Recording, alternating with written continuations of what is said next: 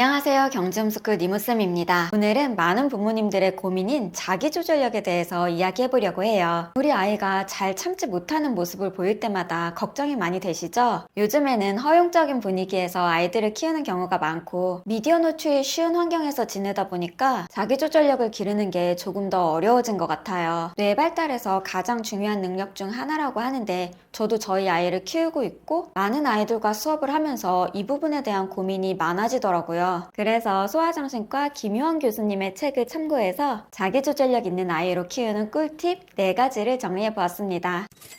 먼저 아이의 자기조절을 결정하는 가장 중요한 요소는 부모의 자기조절이라고 해요. 아이를 키우다 보면 배우지 않았으면 하는 것들만 골라서 따라하죠. 그런데 단순히 행동만 모방하는 게 아니라 감정적인 상태, 긴장감, 불안, 초조, 분노 등도 아이들의 몸에 밴다고 해요. 그래서 부모가 먼저 인내하고 감정 조절하는 모습을 보여줘야 합니다. 아이에게 단호하게 이야기하는 게 효과도 더 좋다고 해요. 여기서 단호하게 하는 게 어떤 건가요? 라고 궁금하실 것 같은데요. 단호하다는 건 무섭게 하거나 화를 내는 게 아니라 끝까지 일관되게 아이의 행동을 제한하고 조절하는 일관성을 말합니다. 일관성이 없으면 때를 부리는 게 더 길어지고 그때는 됐는데 왜 지금은 안 돼요? 라고 말대꾸를 하기도 해요. 경제교육에서도 중요합니다. 마트나 백화점 장난감 코너에서 때를 부릴 때 항상 경제교육도 훈육의 관점에서 해결해야 하는 부분이 많다고 말씀을 드리고 있어요. 아이가 원하는 것 중 들어주지 않기로 결정한 건 단호하게 끝까지 들어주지 마시고 일관성을 유지하면 아이도 같은 상황에서 더 이상 때를 부리지 않게 됩니다. 만약에 계속 고집을 부린다면 긴 시간 씨름하면서 달래는 것보다 그 장소에서 벗어나시는 게 좋아요. 반대로 아이가 잘 견딘다면 칭찬과 격려를 해주세요. 두 번째, 부모의 말을 잘 듣게 하는 방법도 알려드릴게요. 먼저 바꾸고 싶은 문제 행동 중에서 목표 행동을 2-3가지만 정합니다. 너무 많으면 행동을 바꾸기 어렵고요. 목표 하나당 지시도 하나만 해주시는 게 좋아요. 예를 들어 집에서는 사뿐히 걷자, 작은 목소리로 말하자, 양치질 다 하고 나서 말하자. 이 정도만 정해주시는 거예요. 그리고 이 말들에는 중요한 포인트가 들어있습니다. 지시가 명확하고 뭐뭐 하지 마 라는 부정적인 지시가 아니라 긍정적인 지시예요. 비난이나 질문, 부탁하는 투의 지시도 하지 않도록 주의해주세요. 지시를 할 때는 아이와 시선을 맞춰야 하고요. 아이가 잔소리로 넘기지 않도록 그 행동을 꼭 하도록 해야 합니다. 만약에 아이가 행동을 하지 않으면 부모님이 도와주시면서 행동을 유도해주세요. 이 과정을 계속 반복하다 보면 습관이 돼서 지시하지 않아도 자연스럽게 행동으로 나오게 된다고 합니다. 세 번째, 만족지향 능력도 자기조절에서 중요한 요소 중 하나예요.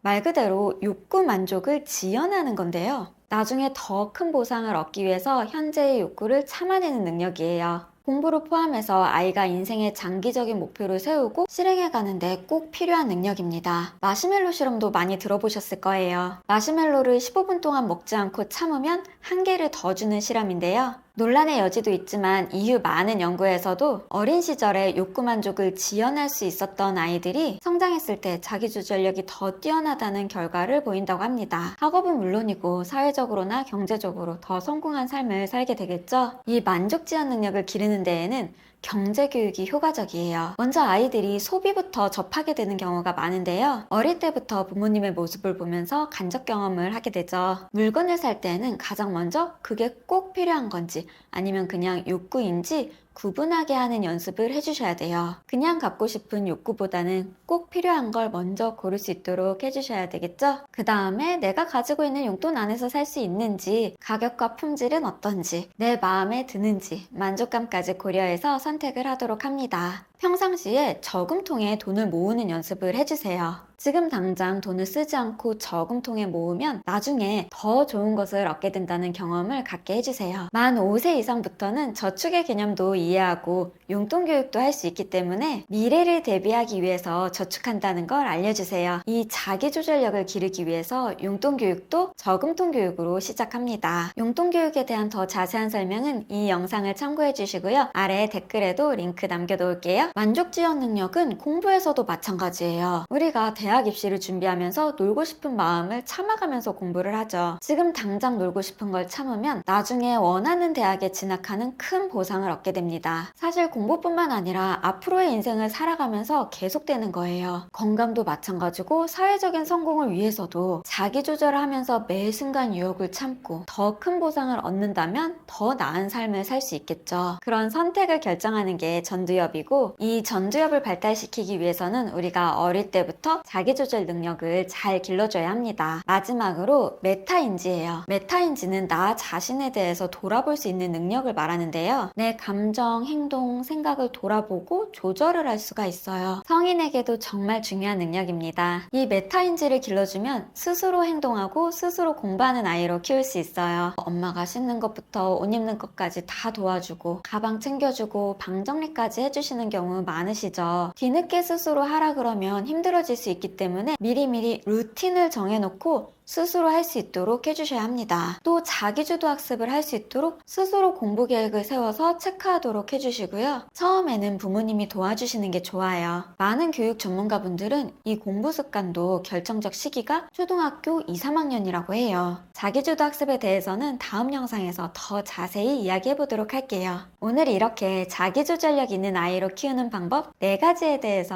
알아봤는데요. 부모의 자기조절, 목표 행동 지시하는 방법, 만족 지연 능력, 메타인지 꼭 기억해 주시고요. 우리가 완벽하게 아이를 키우는 건 어렵지만 그래도 중요한 부분들은 기억하고 있다가 적용시켜 주시면 좋을 것 같아요. 저도 사실 아이의 문제 행동이 보이면 그때 조금 더 급해져서 이론을 적용시키는 경우가 많아요. 다행히도 그 상황에서 대입을 하면 효과가 나오더라고요. 이래서 육아 공부를 미리 하고 엄마표로 경제든 뭐든 준비를 해놓고 있는 게 중요하구나 라는 생각을 많이 하고 있어요. 문제 행동이 안 나오게 예방을 하는 게 가장 좋겠지만 현실적으로 어려운 것 같고요. 혹시 우리 아이에게 이런 부분이 좀 부족한 건 아닐까? 라는 생각이 들 정도의 공부를 해두시는 게 좋을 것 같아요. 앞으로도 현실적인 도움이 되실 만한 교육학 지식들을 계속 알려드릴 테니까요. 구독 잊지 마시고요. 좋아요도 눌러두시면 다시 채널을 찾는 데 도움이 되실 거예요. 그럼 다음 영상에서 뵐게요. 감사합니다.